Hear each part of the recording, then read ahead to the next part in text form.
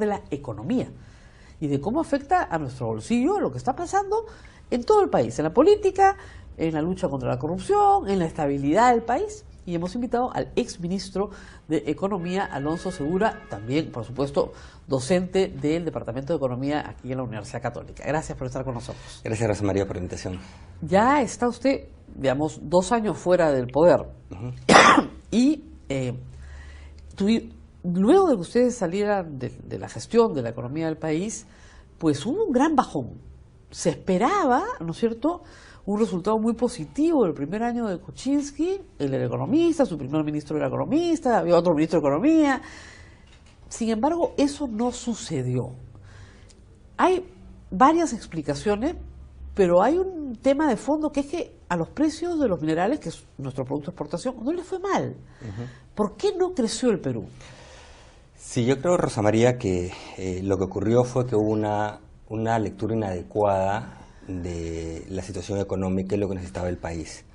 Recordarás que hubo una discusión muy fuerte en la segunda mitad del 2016 sobre un ajuste fiscal que implementa el nuevo gobierno y que varios economistas le dijimos que no lo hicieran, que era un error. El tema es la economía se estaba acelerando. Pasó de un crecimiento de 2,4 el 2014 a 3,3 el 2015 y en la transición ya estaba en 4,4. Pero era un crecimiento todavía relativamente frágil. Entonces lo que se necesitaba era sostener el crecimiento hasta que el impulso externo llegara con más fuerza. En retrospectiva, el precio mínimo de los minerales fue en enero del 2016. ¿Ya? Se sostuvo y se aceleró y pega con un impacto más o menos de entre 6 y 9 meses en la economía peruana. Entonces, la lectura de mantener la situación, el crecimiento, el gasto público estable era la correcta. Sin embargo, entraron con una lectura de que el déficit estaba descontrolado, cifras que no eran creíbles y metieron un gasto fiscal muy fuerte. Esto sumado a que se había alertado en toda transición, todo cambio de gobierno, el gasto cae naturalmente. Entonces, sobre la caída natural, ajustaron muy fuerte el gasto. Entonces, lo que indujeron fue una desaceleración económica, ¿no? Ese fue el punto 1. El punto 2 es, no sé si recordarás como parte del pedido de confianza al Congreso, que le dicen ataquen al gobierno anterior y comienzan a sacar mensajes negativos. La economía está muy mal. El problema es que cuando tú escuchas eso de un ministro de Economía te la crees, pues. Claro. Entonces eso ralentizó aún más las noticias económicas. Tendemos a querer más las noticias negativas que las positivas. Y eso se ve en expectativas. Las expectativas se aceleraban desde hace un año antes, mucho antes de las elecciones, pero llegan a un pico en septiembre, octubre, y de ahí comienzan a caerse. Entonces, todo coincidió con el ajuste fiscal y con la carga negativa de mensajes. Entonces, fue, por eso digo, una desaceleración inducida. ¿Qué es lo que se argumentó? Que esa caída de 4,5 que heredan al 2,5 fue fruto un punto de lavajato y un punto de Niño. Del Niño. Y uno ve que las cifras se comienzan a desacelerar antes. El crecimiento pasa de más de 4,5 el tercer trimestre de 2016 a 3 puntos ya el último trimestre. Fue abrupto. Entonces, yo creo que fueron medidas económicas negativas, mal implementadas. Para que todos lo entiendan, porque esto también lo ven no solamente nuestros alumnos, sino sus padres y gente que no es experta en economía. No es lo sano no gastar lo que no se tiene, es decir, si voy a vivir al déficit, me está yendo mal. Lo sano es gastar lo que tengo. Lo que pasa es que es el caso de una persona, vamos a ponerlo, pero un paciente que había, el choque externo que sufrió Perú por 4 años y medio fue el más largo y el más profundo, la caída de materias primas más grande que hemos sufrido en la historia. Que fue por lo menos todo en el 70 gobierno años. Humala. Que fue básicamente todo el gobierno Humala, ¿no? Claro. Y sorprendentemente la economía, si bien se desacelera, no tuvo un mes de crecimiento negativo. Claro, entonces se resistió, aguantó. Pero la forma como aguantas es, tienes que soltar impulsos fiscales. Básicamente consumo interno, y Exacto. Lo que ustedes hacían era gastar mucho en programas sociales, poner dinero en el bolsillo de la gente, que a su vez consume más, que a su vez provoca mayor inversión. Esa era la idea. Esa era la idea. Y eso funcionó. Tuviste también un impulso de minas que entraron en producción que te ayudó, pero lo cierto es el sector minero en combinado ayudó, pero no tanto como se cree, porque la inversión minera seguía cayendo, porque los precios habían caído muy fuerte. Entonces, era como que habías tenido un paciente que había estado en cuidados intensivos. En América Latina había estado en cuidados intensivos. Perú le ha ido mejor que al resto. Único país que hasta ahora no le reducen calificación crediticia, no le cambian perspectiva. O sea, somos estrellas todavía, ¿no? Pero lo tuviste en sala de operaciones y estaba saliendo. Ya. Y lo que hiciste fue, dijiste, no, acá lo mando a correr una maratón. Le ajustaste el gasto público, entonces obviamente el paciente regresionó, ¿no? Y por eso es que pasó de 4,5 a 2,5. Eso fue antes. Ahora, efectivamente, sí, el niño y la bajato algo afectaron después, claro, ahora, pero sí fue más marginal. Claro, ¿no? pero sí se redujo el déficit fiscal. Se redujo marginalmente, en realidad se redujo... O sea, ¿fue un sacrificio inútil? Fue inútil porque indujeron un ajuste y cuando desaceleras la economía, los ingresos te comenzaron a caer más. Claro. Entonces fue fuerte la caída de ingresos que siguió a eso. Entonces, el ajuste de gasto te generó mayor caída de ingresos. A veces ¿Y qué fue la consecuencia de eso? Lo que te dice, a veces en la economía se toman medidas que son muy duras, pero que son inútiles. Es tremendo eso. Lo que pasa es que los economistas actuamos sobre variables futuras que están con incertidumbre, ¿no? Yo creo que en ese caso era bastante evidente que estaban cometiendo errores y lecturas que eran incorrectas, ¿no? No es que lo haya dicho yo en su momento, creo que lo dijeron, fue el consenso de economistas, ¿no? Pero lo cierto es, indujiste una desaceleración. Y además, viendo la parte de que no gastas lo que no tienes, ajá, como respuesta a eso, después 2 veces ampliaron la trayectoria de déficit fiscal y postergaron una reforma tributaria que se había dejado trabajada, que es la que está saliendo. Hoy día han salido varios decretos legislativos, por ejemplo, ¿no? Para cuestiones de ilusión, etc. Entonces, de nuevo, desaceleraron la economía, se les cayeron los ingresos, no subieron impuestos, que ya era el momento de subir impuestos, los postergaron, y después más bien los bajaron, salvo uno los bajaron, y entonces después reaccionaron diciendo, no, ahora sí relajo la restricción fiscal, me voy a más déficit, 2 veces, la segunda por niño. Hicieron una trayectoria bastante laxa. Entonces, la situación que generaste es que ahora tienes mucho menos espacio si el mundo se te voltea, que es probablemente lo que vamos a hablar ahora. Exacto. El mundo, después de 2 años buenos, que no supimos aprovechar, los últimos meses han sido bastante volátiles. Los precios de los minerales están comenzando a bajar sostenidamente, no dramáticamente, pero sostenidamente. Después de manera importante, ¿no? Casi 20% el cobre, por ejemplo. Exactamente. Subió 60 exacto, en el periodo Kuczynski, es enorme, pues digo, lo desperdiciamos. Sí. Pero ya se ha caído 20. Ahora, ¿qué debería hacer el ministro de Economía frente a eso?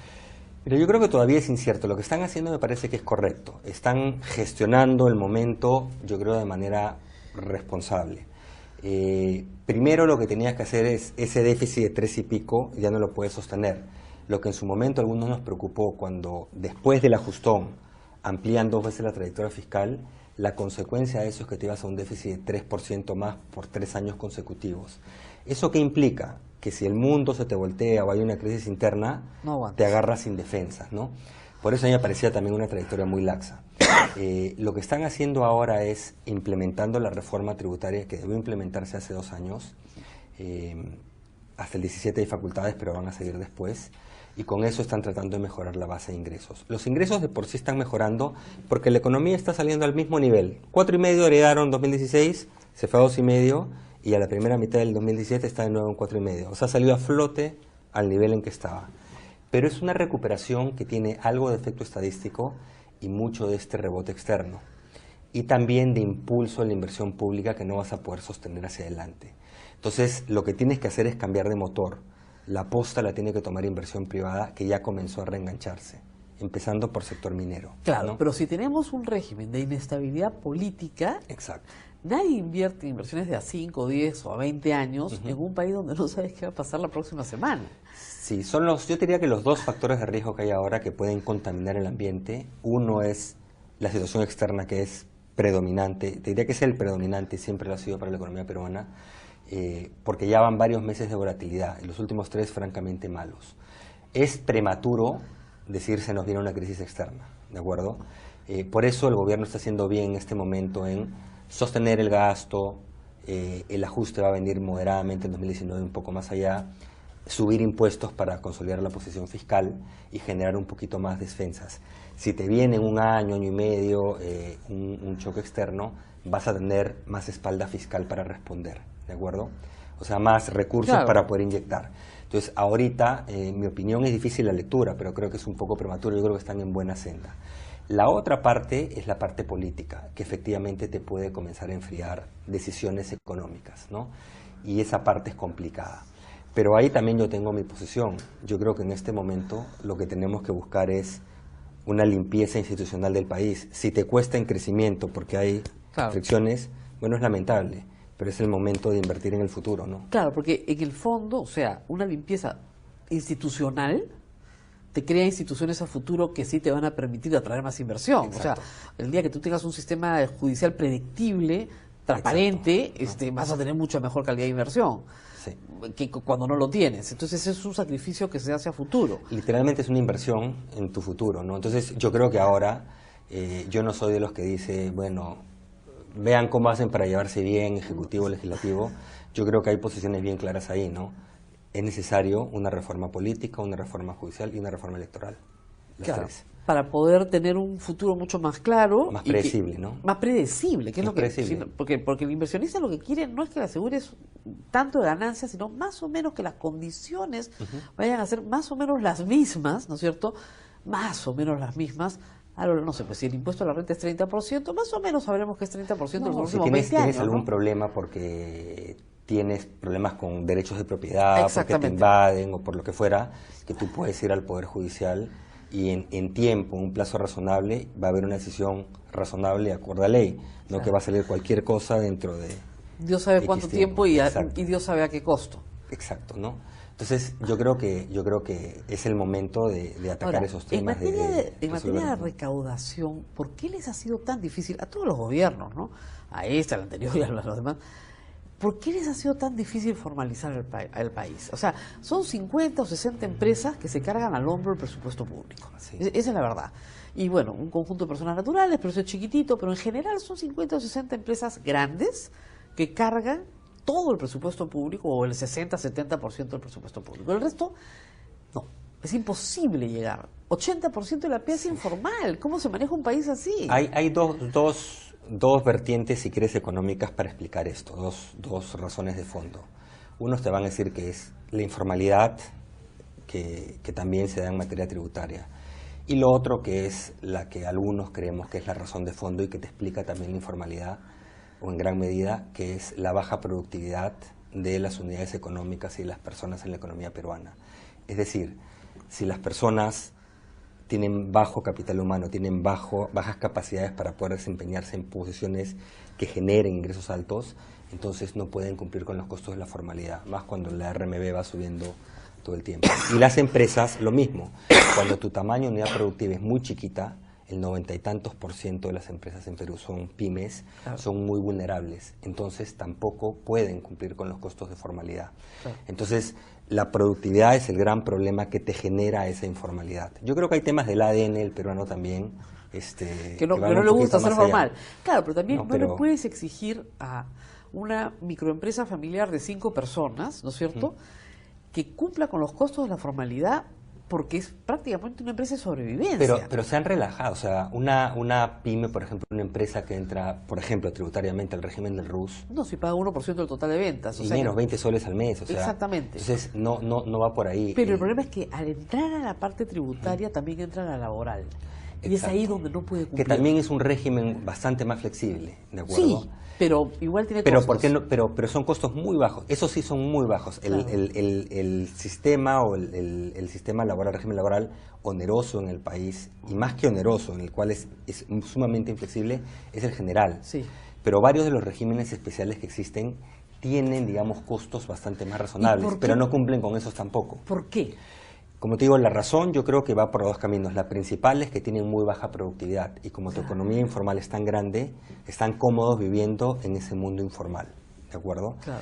En la medida que puedan mejorar la productividad, y ahí hay un rol para el Estado también, van a poder insertarse con proveedores, ser proveedores de empresas más grandes, y entonces van a ver los beneficios de la formalidad. ¿Y por qué la represión ahí no funciona? O sea, la SUNAT, ¿no? Porque es muy difícil que llegue, porque es bastante atomizado, y es muy complicado llegar. O sea, es iluso creer, ¿no es cierto?, que la represión sola va a hacer formalizar el país. No. Tienes que atacar las causas. Por eso, por ejemplo, había una agenda de diversificación productiva. Me acuerdo. Que genera nuevos motores. Fíjate dónde el Perú no está generando actividad económica que podría generar empleo formal. Pero esa es la idea, ¿no? La idea de mejorar la productividad pasaba por mejorar la calidad de la mano de obra, es decir, capacitar, Sí, claro. educar, Sí. levantar la capacidad. O sea, si yo hago hoy día 10 y me enseñan un método por el cual mañana puedo hacer 100, ¿no es cierto? He ganado 90 y voy a ganar mucho más plata. Es así de simple, lo he explicado. Pero, digamos, ¿de quién era esa responsabilidad? Esa responsabilidad al final siempre es pública. Y por eso es que en la época del ministro Saavedra, en realidad se comienza antes, pero sea el gran impulso, fiscalmente le subimos 1.2 puntos del PBI, son varios miles de millones de soles adicionales al presupuesto de educación, pero con estrategias claras, ¿no? Para mejorar la calidad de la educación, el capital humano en el sector público conservar, o sea, hubo apuestas muy fuertes de capital humano. ¿Y hoy? Esas, en mi opinión, se abandonaron, se debilitaron, algunas se dejaron ahí la muerte lenta, Servir, por ejemplo. ¿Qué se hizo por Servir? Nada. La reforma educativa vemos que al final se dejó la sombrilla, pero se comenzaron a dar aumentos sin base meritocrática, se recortaron los presupuestos para becas, para jornada escolar completa y cosas por el estilo. Entonces, se perdió el foco de decir tengo que invertir en la gente, ¿de acuerdo? Y eso tiene que retomarse, pero eso requiere de estrategias claras, requiere persistencia, porque en realidad hay dos tipos de políticas públicas, las que son más de corto plazo, si sube el gasto público, baja el gasto público, si el Banco Central sube, baja la tasa, esas se llaman políticas de demanda, que te estabilizan tu crecimiento a corto plazo. Pero hay las otras, las que te buscan elevar tu crecimiento a largo plazo, que requieren mucho más persistencia y típicamente requieren mucho mejor pensamiento y diseño de parte del Estado. Y esas son las que generalmente no hemos hecho. Esas son reformas de capital humano, esas son reformas de productividad, ver dónde el Estado falla mucho en la micro, no en la macro, en la micro. Tecnología, básicamente. Innovación, etcétera, ¿no? Entonces, todo eso es parte de lo que se trabajó y se legó. Pero ¿qué ocurrió? Las de capital humano se debilitaron o se abandonaron, la diversificación productiva francamente se combatió. Sí, eso se combatió. Entonces te quedaste sin políticas que impulsen crecimiento a largo plazo. Ahora se están retomando, no sé cómo llamarle al nuevo gobierno, la segunda parte del gobierno. La segunda fase. La segunda fase, sí. Están retomando algunos de estos temas, ¿no? Pero de nuevo, tu problema es que estos 2 años que debiste usar para generar más ingresos, no los aprovechaste y recién ahora están tomando las medidas que te van a dar algo más de espacio, porque algunas medidas cuestan menos plata, otras cuestan más plata. Claro. Y el otro mito que existe es que el Estado peruano es muy grande, es elefantiásico. El Estado peruano es enanito. Sí es ineficiente, claro. pero es chiquitito. Entonces el Estado, dicen, falla por burocrático, falla por trabador. Eso es cierto, pero el Estado peruano falla más por ausencia. Sobre todo en el territorio. Exacto.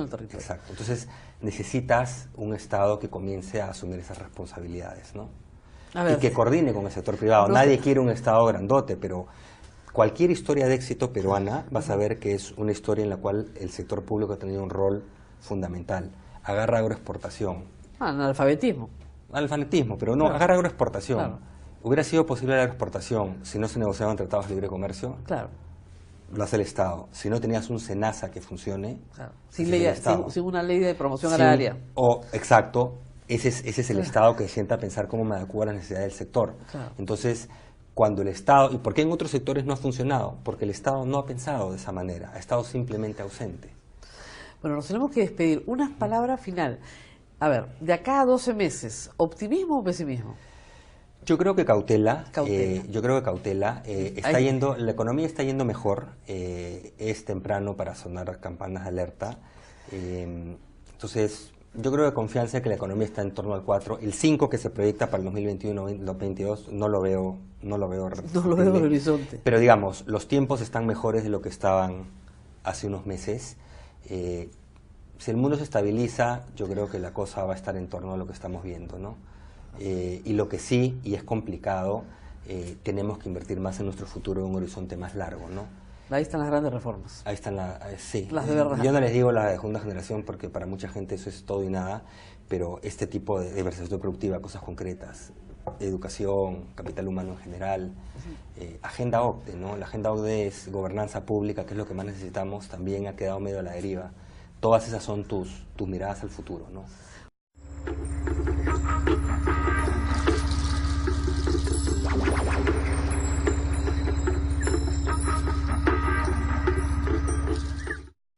Tal y como hemos anticipado muchas veces en este espacio, el cuarto programa de flexibilización cuantitativa es ya una realidad.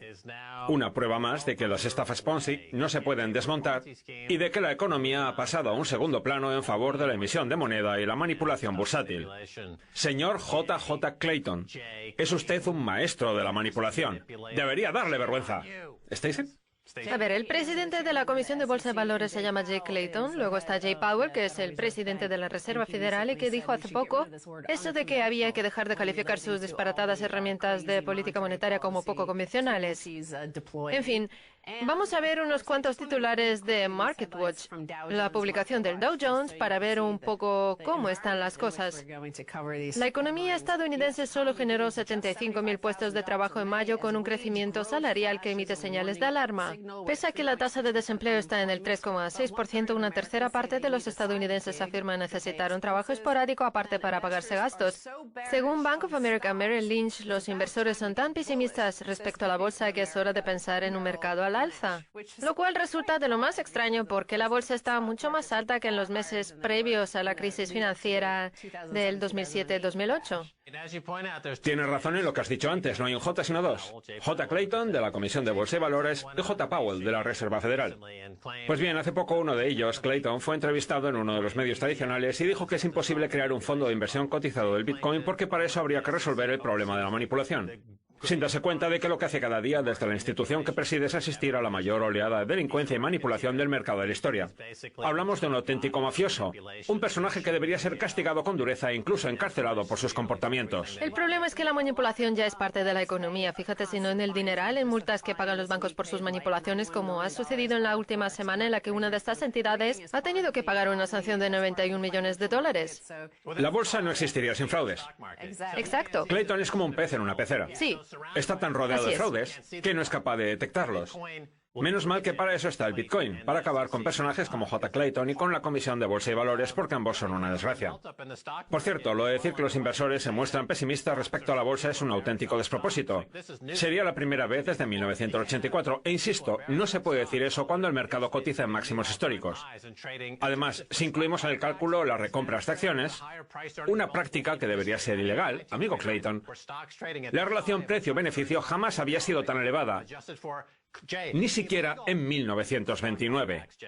Es que por haber hay hasta un nuevo fondo de inversión cotizado vinculado a la guerra comercial. En fin, todo esto tiene mucho que ver con el siguiente titular. Druckenmiller vende todas sus acciones y decide invertir en bonos del Tesoro en previsión de que los intereses caigan hasta el 0%. Stan Druckenmiller fue responsable de estrategia del fondo Quantum, el de George Soros, así que en teoría debería tener ojo a la hora de invertir. Desde luego a Soros le fue fenomenal con él. Pues bien, resulta que Druckenmiller ha vendido todas sus acciones y ha adquirido una posición larga respecto a los bonos del Tesoro. Nada más aparecer el tuit de Trump pasé de tener un 93% invertido en bolsa a un 0% e invertí en bonos del Tesoro, declaró recientemente Druckenmiller a Bloomberg, en referencia al tuit del pasado 5 de mayo en el que el presidente estadounidense amenazaba con aumentar los aranceles a China, dando lugar a la mayor venta jamás registrada hasta ahora relacionada con la guerra comercial. Druckenmiller justifica su decisión con el siguiente argumento: no intento ganar dinero, es que no quiero arriesgar en un escenario así.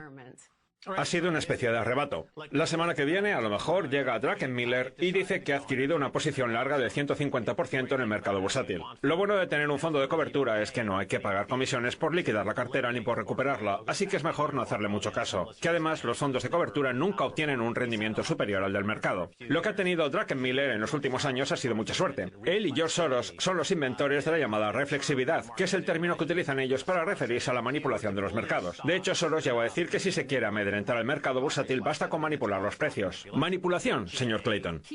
Por cierto, esas declaraciones son de antes de las últimas subidas, y es que Trump provoca todo tipo de altibajos en los mercados. A veces se levanta de mal humor a las 4 de la mañana y pone un disparate en Twitter, y otras pone la Fox y luego tuitea algo aún más disparatado. Pero luego llega el mediodía, habla con su mujer y entonces sí que pone cosas sensatas. Vamos, que Trump es estupendo para los fondos de cobertura porque les viene fenomenal la volatilidad, que es lo que provoca él con sus tweets.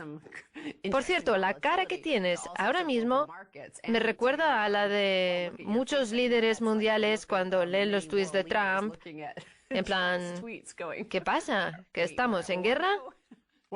Bueno, en términos porcentuales, yo no estoy seguro de que Trump provoque más volatilidad de la que tenemos en el mercado bursátil, porque un movimiento de $25.000 en el Dow Jones puede parecer grande, pero luego en porcentaje no lo es tanto. Al que sí que ayuda de verdad es el mercado de las opciones, que es donde se saca tajada a la volatilidad.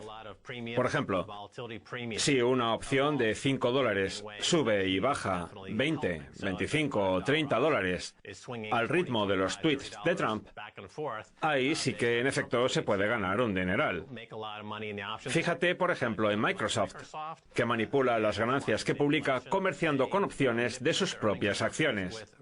De manera que ahí tiene otro ejemplo de manipulación del mercado, amigo J. Clayton. Y con este van 5 en apenas 5 minutos de programa.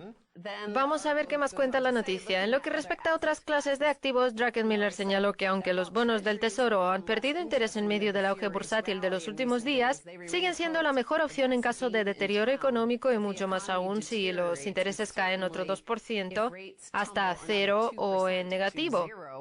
El oro tampoco es mala alternativa, añadió. Si tenemos en cuenta que la deuda con interés negativo que hay en todo el mundo asciende a 11 billones de dólares, entonces podemos afirmar que los intereses no van a subir jamás. Al contrario, van a caer hasta el 0% en todos los países e incluso en la mayoría entrarán en terreno negativo, haciendo que la bolsa, el oro y el Bitcoin se disparen. Lo que pasa es que entonces llegarán los bancos centrales y los gobiernos, se coordinarán y dirán: como no sea usted capaz de demostrarnos que tiene 25 millones de dólares en activos, y más le vale no mentirnos, que para eso tenemos una magnífica tecnología de vigilancia, lo borramos del mapa. Igual que hace YouTube. ¿Lo desmonetizan? No, lo borran directamente del mapa, que para eso están los algoritmos. Para poder echarles la culpa de arrojarnos a la zona desmilitarizada, en lugar de asumir que se trata de una decisión ejecutiva. Vamos, que llegará a un punto en que esa zona de zombies estará repleta de gente. Todos ellos con un patrimonio inferior a los 25 millones de dólares. Ese calculo que será el umbral. El resto, los privilegiados vivirán en una casa amurallada o incluso hasta en una fortaleza, y les irá fenomenal, pero serán muy pocos. Y esto sucederá muy probablemente en los próximos 18 meses. Pues, ya que hablas de la coordinación entre gobiernos y bancos centrales, que es algo que descartan muchos de nuestros invitados con vistas a la próxima crisis, cuando Estados Unidos abandonó la norma del oro hubo una gran coordinación, básicamente porque el resto de países aceptaron la decisión estadounidense y no la recepción de su dinero, como fue el caso del Reino Unido, que solicitó a Estados Unidos que le devolviera sus 300 millones de dólares en oro, pero que vio cómo Estados Unidos le dijo: no puede ser, hemos abandonado la norma del oro sin que nadie se quejara, o al menos públicamente. Luego llegó Japón y adelantó a Estados Unidos en este sistema fiat. Pero supongo que los amenazarían o algo, porque al final acabaron firmando los acuerdos del Plaza, que permitieron que Estados Unidos llevara la voz cantante. En fin, vamos a ver el siguiente gráfico, que se remonta al año 1996, justo después de que se firmaran los acuerdos del Plaza. La línea azul representa la evolución del bono estadounidense a 10 años, la roja la del bono alemán y la negra la del japonés. Pues bien, desde el 2014-2015 el bono alemán discurre paralelo al nipón. Vamos, que desde 1996 hemos logrado hacer ver como que el sistema fiat internacional funciona bien, cuando la realidad es que los bonos van camino de una muerte lenta, en lo que viene a constituir una auténtica zombificación de esta economía manejada por los bancos centrales. Una de las consecuencias inesperadas de la desregulación de Reagan y Thatcher fue que el mayor beneficiado fuera Japón. De ahí que Estados Unidos y el Reino Unido tuvieran que aunar fuerzas para volver a exprimir al país nipón. Sí. Lanzando contra él una nueva bomba atómica en forma de manipulación de las tasas de interés. Ahí tiene otro ejemplo más, señor Clayton. El sexto en pocos minutos. El caso es que pusieron a Japón en su sitio, pero claro, eso hizo que los mercados se zombificaran. Y luego llegaron el Greenspan Put, el Bernanke Put, el Yellen Put y el Powell Put, que son la prueba fehaciente de que todos los banqueros centrales han contribuido a acabar con el mecanismo de descubrimiento de los precios en favor de la manipulación. Ya van 7, señor Clayton, y puedo llegar hasta los 30 si me lo propongo. Bueno, mi pregunta ¿es usted idiota? ¿Cómo es capaz de andar por la calle sin tropezarse y destrozarse la cara? Es usted un perfecto imbécil, señor Clayton. El caso es que la manipulación de los mercados a través del Comité Federal de Mercado Abierto y de los distintos bancos centrales del mundo es una de las cosas que ha traído consigo la subida de la bolsa de esta semana, con unos inversores que apuestan por hasta 4 bajadas de los intereses antes de diciembre. Vamos a ver el siguiente titular de Wall Street. Mi predicción: si la Reserva Federal no baja los intereses 3 o 4 veces antes del 11 de diciembre, el mercado se hunde. El mercado bursátil y el de la deuda corporativa viven en un cuento de hadas. Sus precios reflejan un auge económico. No contemplan una bajada de intereses, porque la Reserva Federal sí. Se refiere a las recientes declaraciones de James Bullard, presidente de la Reserva Federal de San Luis, en las que anunciaba una bajada de los intereses. Y sin embargo, el mercado bursátil y el de la deuda corporativa siguen subiendo como si el auge económico fuera infinito. El mercado bursátil roza su máximo histórico y vaticina un auge indefinido, pero cuando hay una recesión tan importante como para que la Reserva Federal decida bajar los intereses, las ganancias y los ingresos de las empresas disminuyen, las relaciones precio-beneficio se desploman y las entidades con exceso de apalancamiento empiezan a incumplir el pago de sus deudas, lo que tiende a arruinar a los accionistas. Y aunque las recesiones suelen ser terribles para las acciones demasiado infladas, lo cierto es que no hay señales de que el mercado bursátil, que se supone predictivo, refleje en sus precios ninguno de estos riesgos, más bien siguen un cuento de hadas. No hay riesgo porque si bajan los intereses, las acciones se disparan. Mira, tengo un consejo que darles a los demócratas, aprovechando que parece ser que Elizabeth Warren ha dejado atrás sus problemas y ha recuperado la sensatez. Si la economía va bien, como defiende Trump, entonces los intereses deberían subir. Exacto. En cambio, si bajan, es porque nuestra precaria economía se desploma. Pues bien, ese argumento en boca de una persona que sepa hablar bien, como Elizabeth Warren, puede darles a los demócratas una gran popularidad con vistas a las elecciones del 2020. Lo que pasa es que no creo que recurran a él porque su base solo está compuesta por esos guerreros por la justicia social que no quieren que se hieran sus sentimientos. Así que no van a ganar jamás, pero la realidad es esa. Y también pueden aferrarse a los malos datos de empleo, aunque luego lo revisan al cabo de unos meses, que están provocando un auge inmediato de la bolsa, dado que dejan entrever una posible bajada de los intereses. Wall Street y la ciudadanía siempre tienen intereses opuestos. Sí. Si a la ciudadanía le va bien, a Wall Street le va mal y viceversa. Sí. El problema es que ahora, con sus programas de monetización, a lo único a la que ayudan los bancos centrales es a Wall Street. Sí. Y el único parámetro que tiene en cuenta Trump a la hora de analizar el estado de los mercados financieros es el precio de las acciones, que para eso tiene tantas. En fin, es hora de hacer una pausa. Les esperamos a la vuelta con mucho más. Bienvenidos de nuevo a Kaiser Report, soy Max Kaiser. Es hora de hablar con Mish Shetlock, de mishtalk.com. Bienvenido de nuevo, Mish. Es un placer estar de nuevo.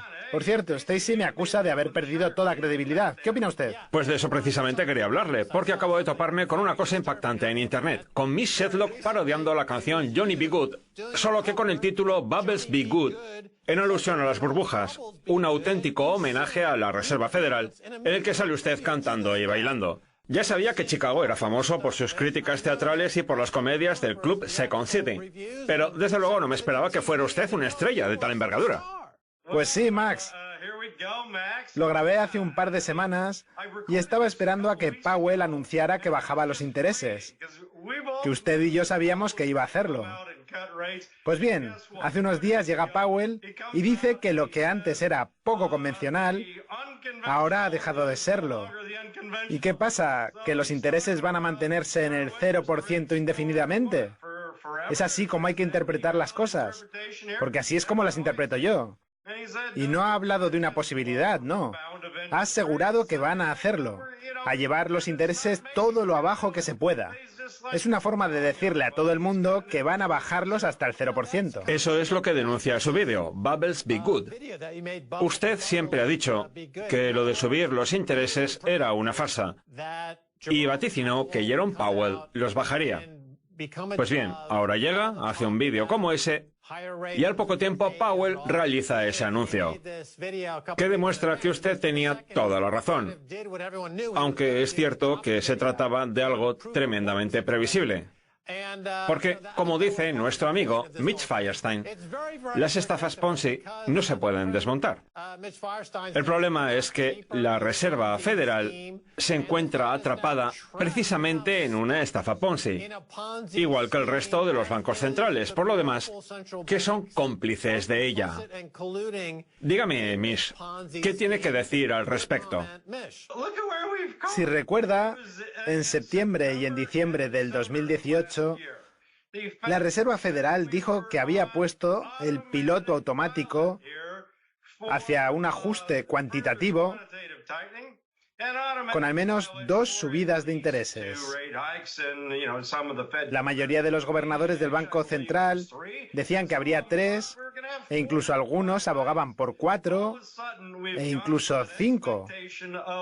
Pues bien, de golpe y porrazo, hemos pasado de una media de 3 subidas previstas a una media de 3 bajadas, lo cual pone de manifiesto que los gobernadores de la Reserva Federal están totalmente desconectados de la realidad. Todo el mundo decía que Powell sería diferente, pero ¿qué va? Trump está consiguiendo lo que quiere de él. Muy bien, vamos a hablar de cómo influye eso en la vida de la gente. Usted reside en Illinois, cuya economía se encuentra en caída libre, con un sector público de las pensiones que presenta una falta de financiación, lo cual está obligando a subir los impuestos. ¿Y por qué esa falta de financiación? Pues por culpa de los intereses artificialmente bajos en niveles próximos al 0%, que han hecho que el Estado se quede sin dinero para pagar a los pensionistas. Dejando de lado el debate de si el sector público es un lastre para la economía o no, la realidad es que el sector público de Illinois presenta un gran déficit por culpa de esos intereses artificialmente bajos, igual que sucede con la seguridad social y con las cuentas de pensiones del resto del país, que presentan una terrible falta de financiación. Vamos, que la Reserva Federal está acabando con la economía y con muchas empresas. Es como si Jerome Powell hubiera agarrado un cuchillo y estuviera clavándose en el corazón a Estados Unidos, que sangra a borbotones, mientras Powell se ríe y baila sobre la tumba del país en plan, me gusta tanto Estados Unidos que voy a asesinarlo. En lo que bien podría definirse como el comportamiento propio de un psicópata y asesino en serie. ¿Cómo es que aún no está en la cárcel, Miss? Max, el problema es que la Reserva Federal cuenta con el apoyo de los demás bancos centrales, como el BCE. De hecho, hoy mismo Mario Draghi ha recibido su correspondiente dosis de adoctrinamiento en lo que respecta a la bajada de los intereses, el Banco Central de Australia, que ya los ha bajado, el de Canadá, que se plantea hacerlo, etcétera. Es una especie de reacción en cadena en la que todos siguen al líder, con la salvedad de que al menos la Reserva Federal había subido los intereses más que los demás bancos centrales. Y en cuanto al BCE, fíjese en lo disparatado del asunto. Primero emiten moneda y se inventan el dinero de la nada, y luego van y le aplican un interés negativo. Ese podría ser uno de los problemas que hay detrás de la crisis del Deutsche Bank, que está atravesando por graves problemas y parece que podría quebrar o al menos necesitar un rescate, aunque nadie hable de ello. Sin embargo, la política de intereses negativos y de compra de activos por parte del BCE está castigando duramente a los bancos. Al menos en Estados Unidos, la Reserva Federal fue de cara, aunque mintiera sobre el motivo. Primero emitió un montón de moneda, luego los bancos recibieron ese dinero y finalmente el Banco Central les pagó un interés por sus excesos de reservas, en lo que vino a constituir un rescate bancario a cámara lenta. Sin embargo, Draghi ha hecho justo lo contrario. ¿No le parece un incompetente, Max? Bien dicho, sí señor. El hecho de que en Estados Unidos se permitiera que los bancos depositaran sus excesos de reservas en el balance general de la Reserva Federal y recibieran dinero en forma de intereses fue una forma de rescate bancario. En cambio, en Europa lo que ha arruinado la economía son los intereses negativos, con un Deutsche Bank que se ha convertido en el nuevo Lehman Brothers y que está a punto de saltar por los aires contagiando al resto del mundo sin que ni un solo banco vaya a poder escapar de esta versión 2.0 de la crisis financiera del 2008. Por cierto, para aquellos que quieran verlo, el vídeo Bubbles Be Good de Miss Sedlock se encuentra disponible en misstalk.com. Miss Sedlock, como no lo habían visto jamás, cantando y bailando. ¿Por qué no lo convierte en un musical de Broadway? Porque bien podría tratarse de una versión de Sweeney Todd, el barquero diabólico de la calle Fleet. ¿Se acuerda de ese musical? Trata de un barbero que le corta la cabeza a todo aquel que acude a cortarse el pelo. Pues bien, en el papel de Sweeney Todd podríamos poner a Jerome Powell, que cada vez que se creara una empresa o una pensión acabaría con ellas, y cada vez que una persona encontrara trabajo o consiguiera una cierta rentabilidad por sus ahorros, le cortaría la cabeza mientras no deja de bailar y cantar. Jerome Powell, el decapitador. ¿No le parece que sería un musical estupendo? ¿Qué le parece la idea? Igual podríamos financiarla. Mi verso favorito, Max, es uno que dice algo así como: su nombre aparece destacado 1 y 1000 veces, Powell acaba de bajar los intereses. Que por cierto es algo que usted y yo ya sabíamos que iba a suceder. En fin, vamos a hablar ahora de Stan ¿Druckenmiller, el inventor junto con George Soros del concepto de la reflexividad, que consiste en la capacidad de manipular el mercado bursátil en cualquier momento para generar unas ganancias artificiales. Pues bien, resulta que Druckenmiller ha vendido prácticamente la totalidad de sus acciones e invertido en bonos del Tesoro estadounidense en previsión de que los intereses caigan hasta cero. ¿Qué opina? Pues que se está produciendo una cierta divergencia respecto al bono a 30 años, porque no cae de la misma manera que el resto. Yo sigo pensando que la rentabilidad del bono a 30 años ha tocado fondo, aunque quizá la del bono a 10 años no. ¿Y qué es lo que puede preocupar al mercado de deuda, Max? Pues los déficits que cabe esperar con Trump. Lo que está pasando es muy interesante. Veremos cómo reacciona el mercado de deuda cuando se dé cuenta de que todos los bancos centrales tratan de hacer lo mismo. El veredicto aún está por ver. Lo que está claro, Max, es que tenemos unas grandes burbujas a punto de estallar. De acuerdo, el tema es de lo más interesante, así que vamos a profundizar un poco en él. Los títulos vencen en un tiempo X, ya sea un día en el caso de ciertas letras del Tesoro, o 5, 10, 20 o 30 años en el caso de los bonos propiamente dichos. Y mientras que los bancos centrales tienen la capacidad de controlar los bonos a más corto plazo, a 1 año, a 2, a 5, a medida que aumenta ese plazo, disminuye el control que se puede ejercer sobre ellos, hasta llegar al bono a 30 años, que es sobre el que menos control se tiene. Pues bien, lo que señala usted es que la rentabilidad del bono a 30 años no disminuye de la forma esperada, como sí que lo hace en el caso del bono a 1 año.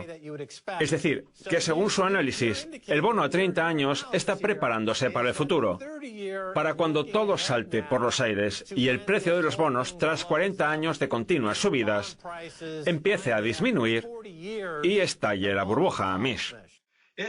Sí, aunque seguramente llevará un tiempo.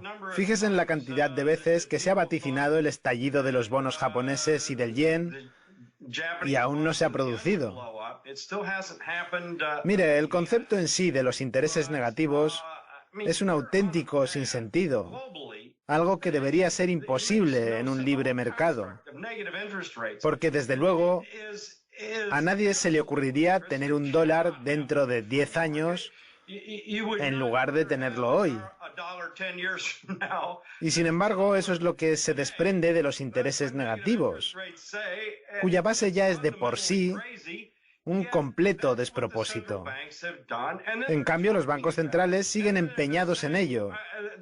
Y su argumento para justificarlo, tanto en el caso del BCE como de la Reserva Federal, es que llevan tiempo infravalorando la inflación y que a lo mejor tenemos que acostumbrarnos a tener una inflación del 4% cuando ni siquiera saben cómo calcularla. Los bancos centrales han creado unas enormes burbujas en el mercado bursátil, en el mercado inmobiliario, aunque esta quizá no tan grande como la anterior, en el de la deuda corporativa, en el de la deuda basura, etc.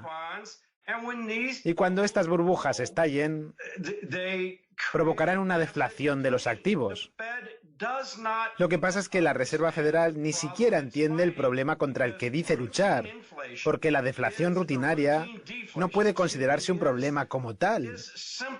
Y sin embargo, todos los bancos centrales piensan que lo es. Por cierto, otra cosa curiosa, Max. Hay gente que dice que hace falta diversidad en la Reserva Federal. Pues bien, si de verdad quieren diversidad, que pongan a Peter Schiff, a usted o a mí.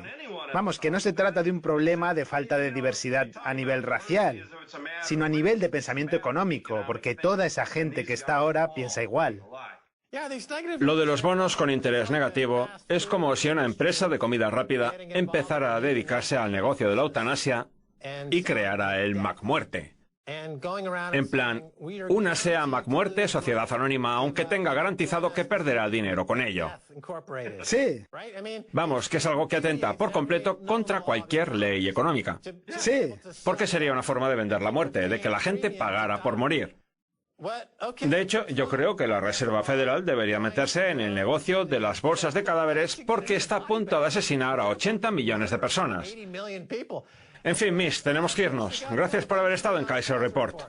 Siempre es un placer, Max. Y gracias por hablar del vídeo Bubbles Be Good. Me alegro de que le haya gustado. A mí me encanta, Bubbles Be Good. Por un momento me recordó a Michael Jackson o a un chimpancé. En fin, esto es todo por hoy en Kaiser